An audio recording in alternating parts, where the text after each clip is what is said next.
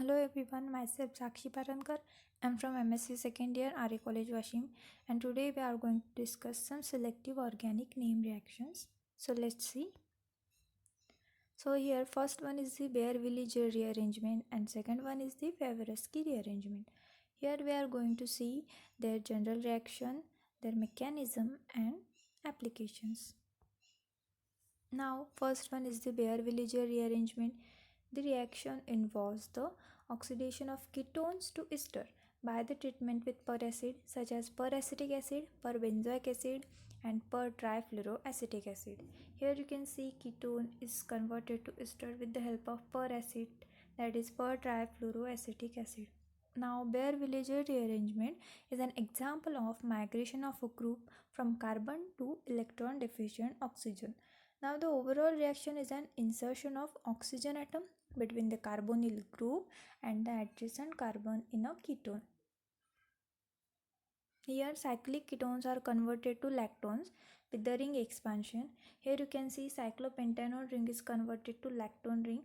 Now what is lactone ring? Lactone is a cyclic ester with the help of peracid. Here 5-member ring is converted to 6-member ring. Hence we are saying the cyclic ketones are converted to lactones with the ring expansion. Here ring expansion is occurring. Okay. Now the choice of solvent depends upon solubility of reactant. The commonly used solvents are glacial acetic acid and chloroform. The reaction is catalyzed by acid. Electron donating group in ketone and electron withdrawing group in peracid promotes the reaction rate. Okay. Now let's see the mechanism of Baeyer-Villiger reaction. Firstly, what happens? The ketone is get protonated and the peracid act as a nucleophile and it attacks on the protonated ketone to give a intermediate peroxide here. So by the loss of carboxylate ion from the intermediate peroxide, we are getting this intermediate. Here we have to migrate the alkyl group from the carbon to electron deficient oxygen, and by the migration of the alkyl group from carbon to electron deficient oxygen we are getting this species, and by the removal of hydrogen from this we are getting ester. Okay, now there are two alkyl groups, so which one we have to migrate is the major question. So for this we are going to see the migratory aptitude.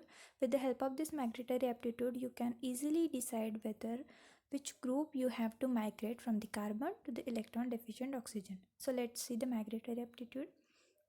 Tertiary alkyl has more migratory aptitude than the cyclohexane.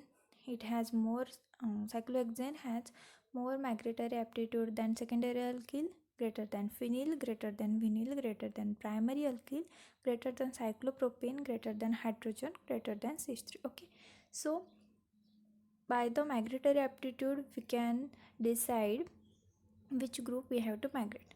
So for example, here the two alkyl groups are, first one is tertiary alkyl and second one is primary alkyl. So we have to migrate tertiary alkyl group from the carbon to the electron deficient oxygen as it has more migratory aptitude than the primary alkyl group. Okay, so by this method we have to apply this over here. Now let's see their applications. So first one is for the preparation of esters we are using Baeyer-Villiger reaction. So let's see. Here we have to give we have given acetophenone. So acetophenone is converting into phenyl acetate. So what are we doing here? So simply we have to add oxygen into the carbon and the carbonyl group of ketone, but by which side? So by the side of the alkyl group which have more migratory aptitude. So here we know that the phenyl have more migratory aptitude than the methyl group, so we are simply adding the oxygen into the carbonyl group and the phenyl group. So by this method we get phenyl acetate. And second example is the pinacolan. In the pinacolan we have given, first one is methyl group and second one is the tertiary alkyl group. So in the presence of per acid, what happens here? The oxygen is inserted into the carbonyl and the tertiary alkyl group. Here also we know tertiary alkyl group has more migratory aptitude than the methyl group. So that's why we are inserting oxygen into the carbonyl group and the tertiary alkyl group. Okay.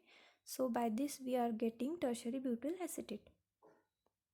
Now the second application is the preparation of anhydride. We can prepare anhydride from the 1,2-diketones or the orthoquinones by the help of Baeyer-Villicher reaction. So here diacetyl molecule is given, and in the presence of per acid, what we are doing, we are inserting the oxygen molecule in these two carbonyl groups, and by this method we are getting acetic anhydride. So second is naphthaquinone. In the presence of the per acid, we will get this molecule in which we are inserting oxygen into these carbonyl groups. Okay. Now the third application is of lactone. Cyclic ketones are converted to lactones here. Okay. Now cyclohexanone is converted to epsilon caprolactone with the help of a per acid. So this is about the Baeyer-Villicher reaction. Now let's move on to the second reaction, that is Favorsky rearrangement. It is a rearrangement reaction. So the transformation of alpha haloketone to esters with the rearranged carbon skeleton by the treatment with alkoxide ions is called as Favorsky rearrangement. So what are we doing here? Alpha haloketones are converted to esters, and here we can use three reagents. If we use alkoxide ion, then we will get ester. If we use hydroxide ion, then we will get acid, and if we use amine, then we will get amide. Okay. Now cyclic haloketone give ester with the ring contraction. Here ring contraction is happening, and in the Baeyer-Villicher reaction ring expansion is happening. Okay. So here ring contraction takes place. The 6-member ring is converted to 5-member ring. Now let's see the mechanism of the Favorsky reaction. Here firstly alpha haloketone is given, and the alkoxide ion abstracts the alpha hydrogen of the alpha haloketone, and then the negative charge attacks on this carbon and chlorine atom will get removed. So by this we will get cyclopropanone intermediate. Now cyclopropanone intermediate is the characteristics of the Favorsky reaction. In every reaction we will get this cyclopropanone intermediate. Now by the attack of the alkoxide ion on the cyclopropanone intermediate, we will get this structure. So we have here two choices: either we have to break 1,2 bond or we have to break 1,3 bond. So here the ketone is a symmetrical ketone, so whether we break 1,2 bond or we break 1,3 bond, we will get the same product. Okay, so here we are getting this product, ester. But if the ketone is unsymmetrical, then obviously unsymmetrical cyclopropanone intermediate is formed. So here the question arises that which one bond we have to break here, and for this we have to break such bond that we will get the stable carbanion. So let's see the example for this.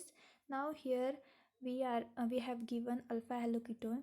So when the alkoxide ion abstracts the alpha hydrogen from the alpha haloketone, then we will get this structure.